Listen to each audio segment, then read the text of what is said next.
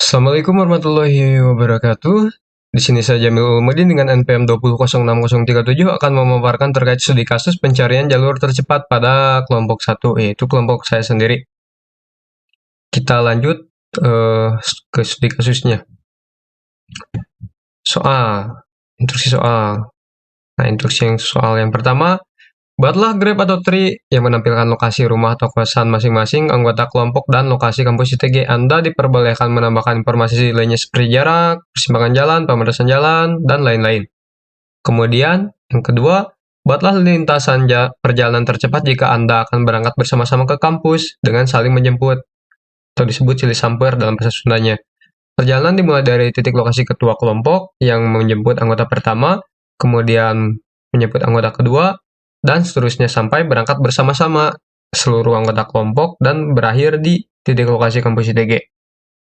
Untuk instruksi yang ketiga, gunakan algoritma pencarian dengan kinerja yang sesuai dengan kondisi permasalahan masing-masing kelompok. Nah, kurang lebih seperti itu untuk instruksi soalnya. Kita langsung saja ke pembahasan. Nah, pembahasan ini pembahasan yang telah kami bahas setelah pertemuan kelompok dan didapatkanlah jawabannya. Untuk pertama, grab antar titik. Sebelum membuat grab, terlebih dahulu dapatkan informasi terkait titik-titik yang ada. Untuk mendapatkan informasi ini dapat berbagai cara, salah satunya dengan menggunakan Google Map. Nah, saya menggunakan cara tersebut. Seperti ini.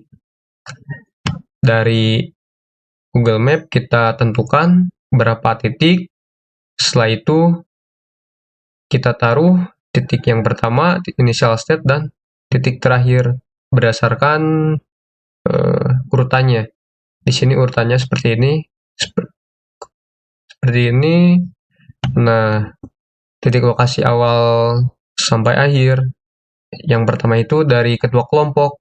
Saya sendiri itu Jamil, kemudian yang kedua Dimas, yang ketiga itu Sopyan, yang keempat Husni. Setelah bersama-sama dapat ke lokasi terakhir yaitu kampus ITG. Nah, lanjut berikutnya. Berikut informasi yang diperoleh berdasarkan peta. Nah, setelah dilihat peta yang tadi, dapat informasinya itu jarak antar titik. Kemudian di sini ada jarak antar titiknya, J ke D itu 2, itu satuannya itu kilometer, jadi 2 kilometer. Dan seterusnya. Dan setelah ini setelah didapat, maka dapat dibuat grafnya. Kurang lebih seperti ini. Nah, J ke D 2 km, J ke S 3 km, J ke H 12 km, dan seterusnya.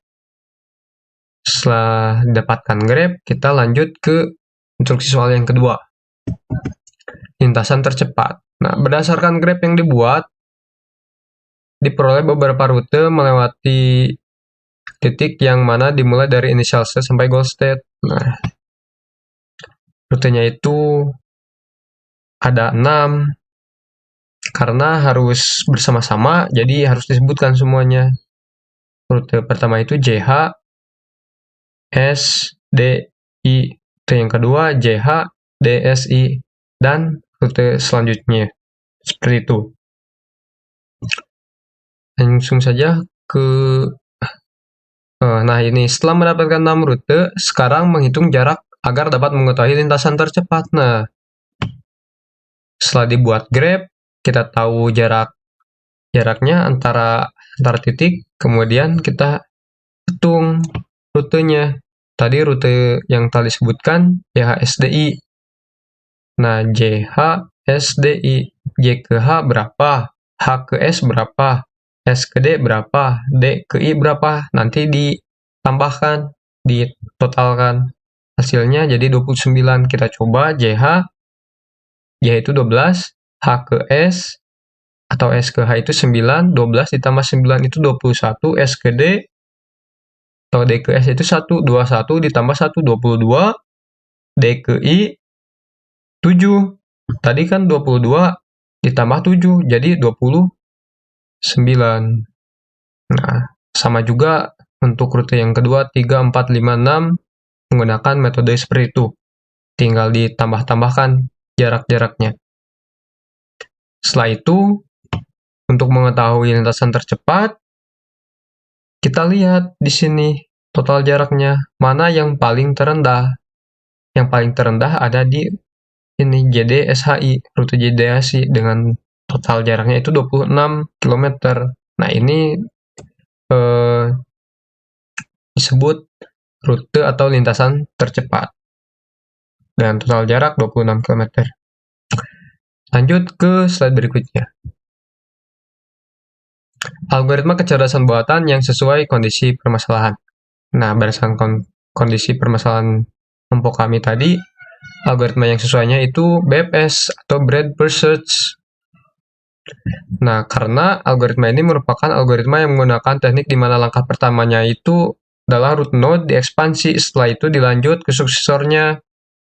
Nah, hal itu terus berulang sampai ke paling bawah, yaitu goal setnya. Nah, seperti ini grabnya kalau disesuaikan dengan metode algoritma BFS. J ke D, kemudian D ke S, kemudian S ke H, kemudian H ke I. Nah, ini root node diekspansi karena tidak ada yang setingkat dengan C, jadi lanjut ke suksesornya, yaitu D sebelah kiri.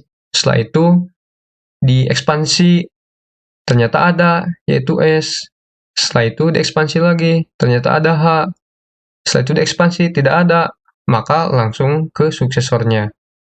Nah, setelah ini diekspansi, tidak ada, ke suksesornya tidak ada. Jadi, kalau seperti itu, sudah menjadi goal state-nya. Jadi, rutenya itu JDSHI, sesuai goal state. Nah, itu dengan algoritma BFS. Nah, alasan lain mengapa kami menggunakan algoritma ini tidak menggunakan algoritma heuristik, karena algoritma heuristik sendiri itu algoritma pencarian jalur terpendek. Jadi kalau pencarian jalur terpendek itu tidak akan melewati semua titik anggota sampai berakhir bersama-sama di titik lokasi kampus TG. Kita coba kalau untuk membuktikan J ke D itu tadi 2, J ke S itu 3, J ke H itu 12. Nah, ini dibandingkan 12, 3, 2, mana yang paling terendah? Nah, berarti ke D. Setelah ke D itu dibandingkan lagi, J ke S itu berapa, D ke H itu berapa, D ke I berapa, D ke S itu 1, D ke H itu 10, ya 10. Nah, D ke I, D ke I itu 7, D ke S, D ke H, D ke I paling kecil adalah ke sini, D ke S 1. Jadi nanti rutenya seperti ini, J, D, S. Setelah S, di sini ada 2 cabang lagi, antara ke H atau ke I. Setelah itu, dilihat S ke H itu tadi sesuai informasi jarak antar titik.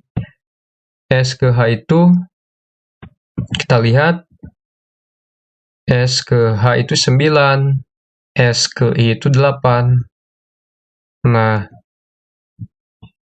S ke H 9, S ke I 8. Yang paling kecil mana? S ke I. Jadi, pilih S, I. Tidak melewati titik H. Jadi, kalau rute pencarian heuristik, JD, S, I. Anggota ini, yang H, tidak bersama atau tidak dilewati. Ditinggal. Jadi, sesuai yang tadi, instruksi soal yang kedua harus melewati semua titik. Jadi titik ini, titik anggota harus dilewati.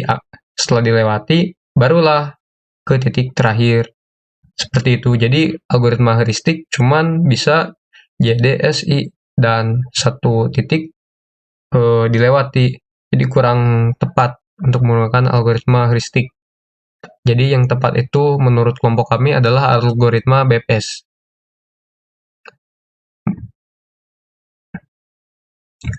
Mungkin sekian penjelasan dari saya terkait pembahasan yang telah kelompok kami bahas mengenai permasalahan studi kasus tersebut.